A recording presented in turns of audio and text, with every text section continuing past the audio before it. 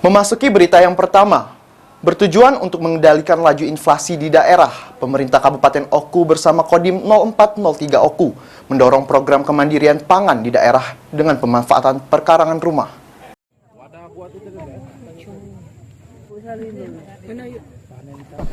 Meskipun belum ada data konkret terkait inflasi di Kabupaten Oku, namun pemerintah terus melakukan upaya agar tidak terjadi inflasi yang terlalu tinggi melalui program ketahanan pangan, di mana pemerintah Kabupaten Oku terus mendorong masyarakat agar tidak hanya konsumtif, melainkan juga menjadi produsen dengan memanfaatkan perkarangan rumah.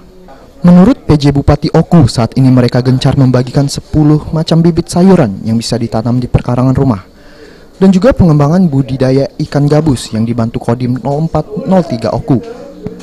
Selanjutnya dari program tersebut diharapkan dalam 3 bulan ke depan laju inflasi bisa dikendalikan.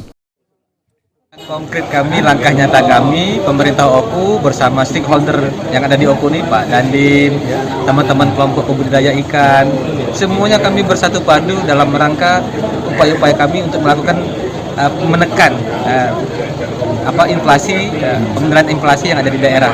Kami sudah lakukan upaya-upaya itu mulai dari hulu sampai hilirnya. Hulunya ini kami bagaimana nanti bisa memberdayakan masyarakat dengan memberikan ilmu dan pengalaman dari Mas Agus Sutikno ini kepada masyarakat, sehingga masyarakat nanti bisa menjadi produsen. Ini kami kemarin juga sudah bekerja sama dengan teman-teman dari kabupaten lain juga dalam rangka kerjasama antar daerah, bagaimana nanti kita bisa memenuhi Sementara itu, Dandim 0403 Oku, Letkol Rizal mengungkapkan, TNI sendiri terus berupaya dalam membantu kesulitan masyarakat, tidak hanya di sektor pertanian, namun juga di bidang perikanan. Apalagi budidaya ikan gabus cukup menjanjikan dari sisi ekonomi. Satu doktrin TNI AD itu ada 8 wajib TNI.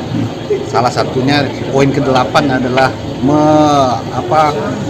memperhatikan masyarakat di sekelilingnya. Nah, salah satunya inilah bukan dari segi pertanian saja, semua lini.